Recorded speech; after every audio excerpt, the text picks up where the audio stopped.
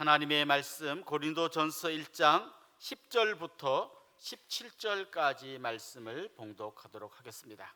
형제들아, 내가 우리 주 예수 그리스도의 이름으로 너희를 구원하노니 모두가 같은 말을 하고 너희 가운데 분쟁이 없이 같은 마음과 같은 뜻으로 온전히 합하라.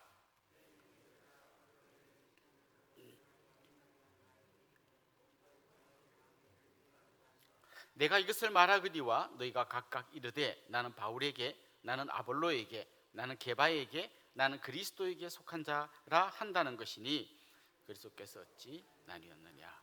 바울이 너희를 위하여 십자가에 못 박혔으며 바울의 이름으로 너희가 세례를 받았느냐.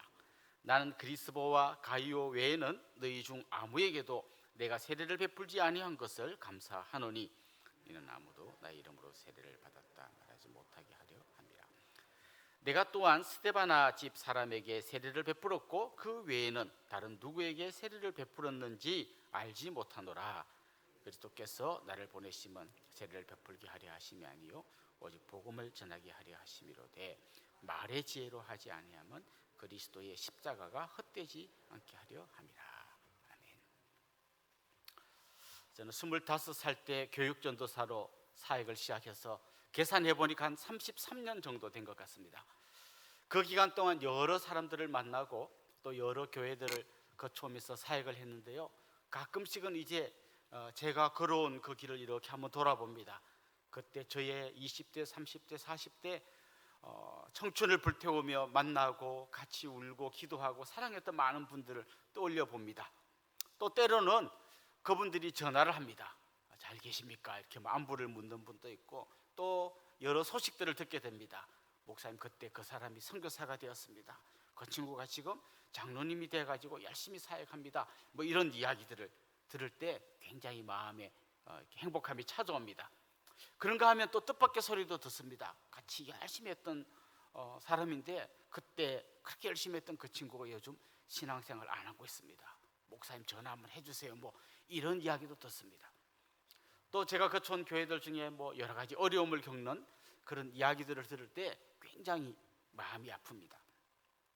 바울 사도는 한 곳에 계속 머물면서 사역하지 않고 교회를 세우면서 개척하면서 계속 사역지를 옮겨 다녔기 때문에 자기가 지나온 교회들에게서 이렇게 아름다운 소식이 들릴 때 굉장히 기뻐하고 감사하면서 기도하기도 했고, 때로는 안 좋은 소리를 들을 때 굉장히 마음 아파하면서 기도도 했고, 오늘 이 고린도전서처럼 친히 편지를 보내기도 했습니다.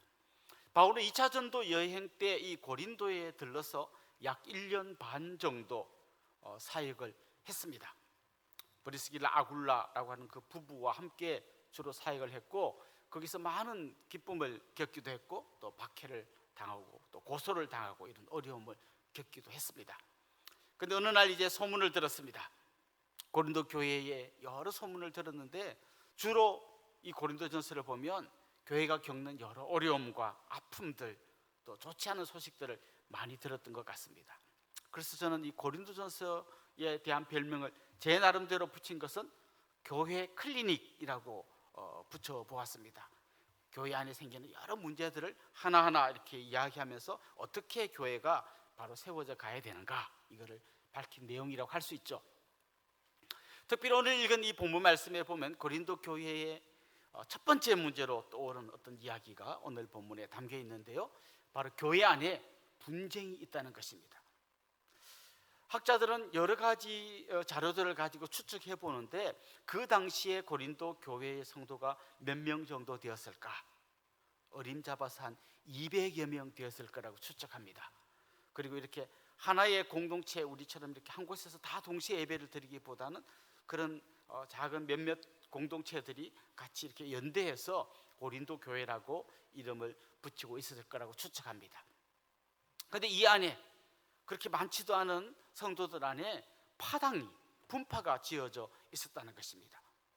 이 당시에 이 고린도가 속해 있었던 이 헬라 지역, 여기에는 사람들이 어떤 철학, 그리고 말 잘하는 법, 수사학, 이런 것들이 굉장히 유행했고요, 내가 어떤 스승 아래서 배우는 것이 자기 어떤 자랑이 되기도 했습니다. 요즘으로 치면 우리 젊은 아이들이 나는 어느 대학 나왔습니다, 그게 자기의 좀 자랑인 것처럼 저는 어떤 스승 밑에서 배웠습니다, 이게 어떤 자기의 자랑이고 자부심인 그런 어떤 세상의 흐름이 있었습니다. 근데 이게 교회 안으로 들어왔던 것 같아요.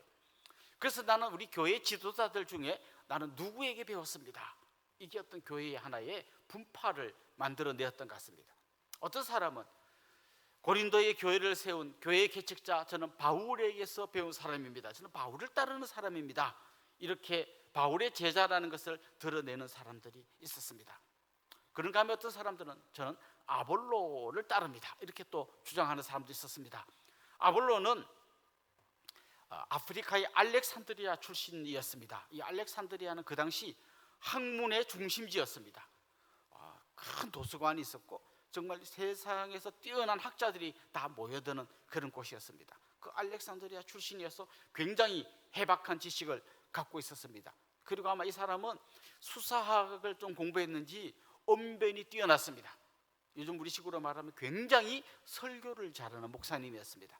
거기에 반해서 바울은 많은 사람들의 평가가 뭔가 하면 글은 참 잘 쓰는데 말은 좀 시원찮다, 글로 쓴 걸 읽어보면 굉장히 은혜가 되는데 설교는 뭐 그저 그런 것 같다, 이런 평가를 많이 받았습니다. 그러니까 또 아볼로를 추종하는 사람들이 있었습니다.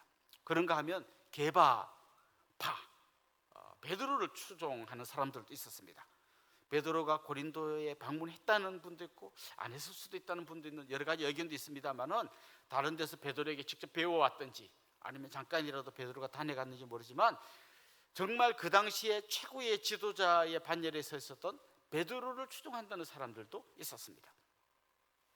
그런가 하면 자기들은 그리스도에게 속했다, 나는 그리스도로부터 배운다라는 사람도 있었는데요, 어쩌면 이 사람들은 이 세 부류에 속하지 않고 우리는 오직 그리스도를 따른다, 이렇게 말했을 수도 있고, 또 한 가지 좀 걱정스럽게 이 부류를 바라보는 사람들은 좀 직통 계시파, 나는 그리스도에게 직접 듣습니다 라고 말하는 어떤 뭐 스승도 필요 없습니다, 나는 예수님에게 직접 듣습니다 라고 말하는 그런 부류일 수도 있다고 추측합니다. 어쨌거나 이렇게 네 개 파당으로 교회가 찢어져 있었습니다. 오늘 읽은 10절 말씀에 보면 같은 이라는 말이 3번 나옵니다. 같은 말을 하고 같은 마음으로 같은 뜻을 품고 온전히 합하라, 이런 말씀이 나옵니다. 그러면서 교회가 나누어져서는 안 되는 이유, 교회에 이렇게 분파가 있어서는 안 되는 이유를 바울이 오늘 본문에서 조목조목 이야기하고 있습니다. 교회가 나누어지면 안 되는 이유가 뭘까요? 첫 번째는 교회는 그리스도의 몸이기 때문에 그렇습니다. 몸은 하나의 생명체입니다. 기계하고 다릅니다. 여러분 자동차 고장나면요, 그 부속을 바꾸면 됩니다. 뭐 헤드라이트가 안 들어옵니다, 그러면 거기에 램프를 교체하면 됩니다. 그러나 몸은 그렇지 않습니다. 쉽게 그냥 우리 몸을 막 잘라내고 버리고 뭐 또 다른 걸 갖다 끼고 그러지 않잖아요. 몸은 하나의 생명체입니다. 서로 다 연결되어 있습니다. 한의원에 가보신 분들은 그런 경험했을 겁니다. 배가 아프다는데 한의사 선생님이 손바닥에다가 침을 놓습니다. 아픈 데는 배인데 왜 손바닥에 침을 놓습니까? 다 연결되어 있기 때문입니다. 생명체이고 다 연결되어 있습니다. 그래서 한 영혼이 아픔을 느끼면 옆에 있는 공동체의 지체들이 같이 아픔을 느끼고, 또 한 영혼이 기쁨을 느끼면 그것이 곧 또 나의 기쁨이 되기도 해야 하는 것이 교회 공동체입니다. 한 몸이기 때문입니다. 그런 의미에서 옆에 있는 형제를 살리고 그분이 정말 믿음으로 굳게 서도록 기도해주고 도와주면 그건 결국 나를 돕는 거나 마찬가지입니다. 다 연결되어 있기 때문입니다. 특별히 교회를 그리스도의 몸이라고 이야기할 때 머리가 그리스도라는 것을 우리가 기억해야 합니다. 몸의 지체들이 자기 마음대로 움직이는 것이 아니라 머리의 통제를 받게 되어 있습니다.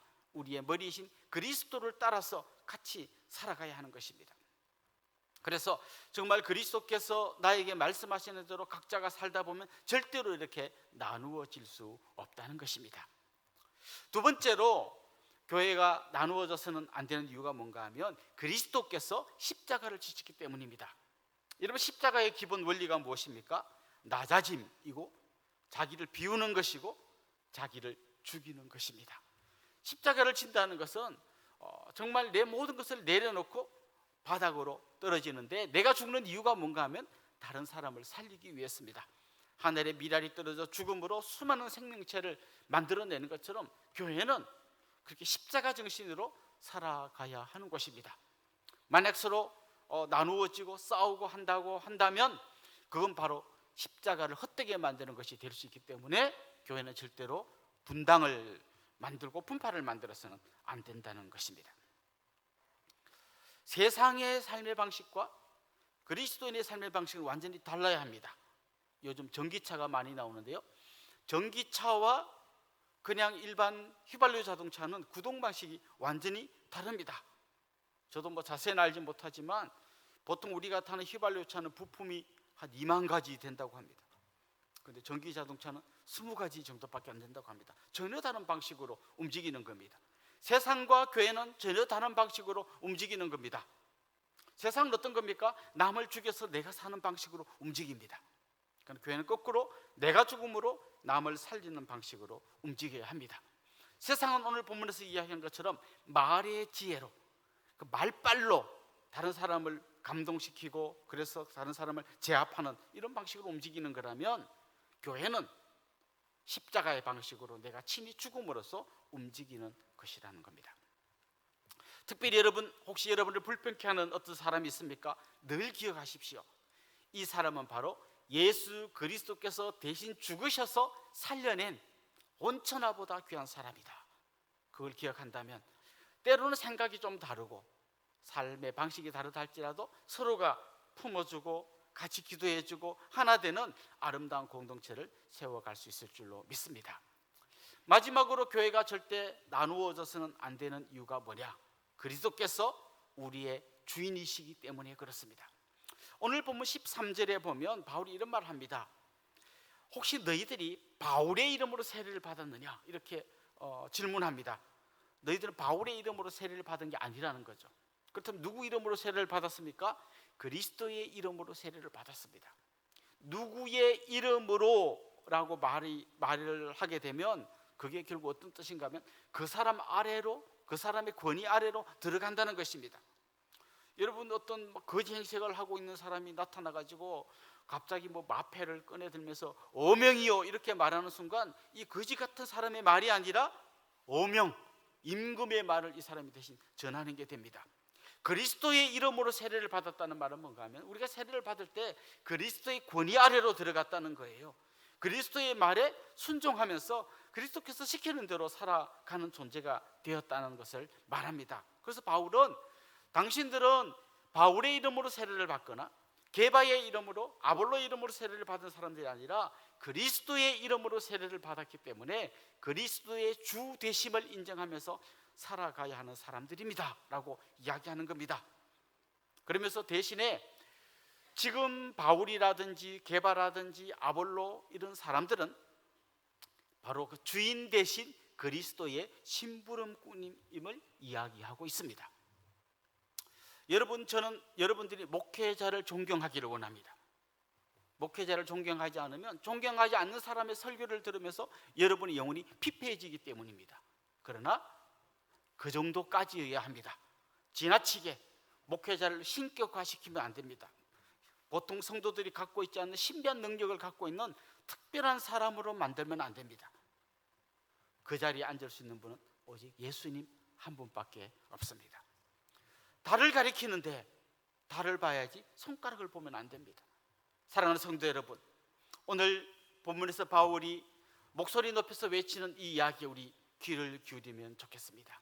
예수님께서는 이 세상을 떠나가시기 전에 마지막으로 대제사장으로서 중보 기도를 드렸는데 그때 예수님 기도의 제목 중에 아주 중요한 제목이 뭔가 하면 저희를 하나 되게 하옵소서라고 하는 기도였습니다. 우리가 이 예수님의 마음을 본받으면 좋겠고요, 십자가를 지시고 우리를 위하여 죽으셔서 한 몸을 만들어주신 그 그리스도의 뜻을 따라 교회가 더욱 하나 되어 나아가기를 소망합니다. 저는 우리 교회가 분쟁이 없이 하나로 잘 오게 된 것을 특별히 하나님 앞에 감사를 드립니다. 오늘 이 말씀이 우리에게 예방주사가 되어서 이후에라도 내 생각과 내 뜻과 내가 일하는 방식과 좀 다른 사람이 나타날 때 이 말씀을 늘 기억하면 좋겠습니다. 정말 하나님의 말씀에 어그러진 게 아니라면, 내 생각과 좀 달라도, 일하는 방식이 좀 달라도 그럴 수도 있겠다. 저분 말이 맞을 수도 있겠다. 저분은 내가 못 본 것을 볼 수도 있겠다. 십자가의 정신처럼 내가 죽자.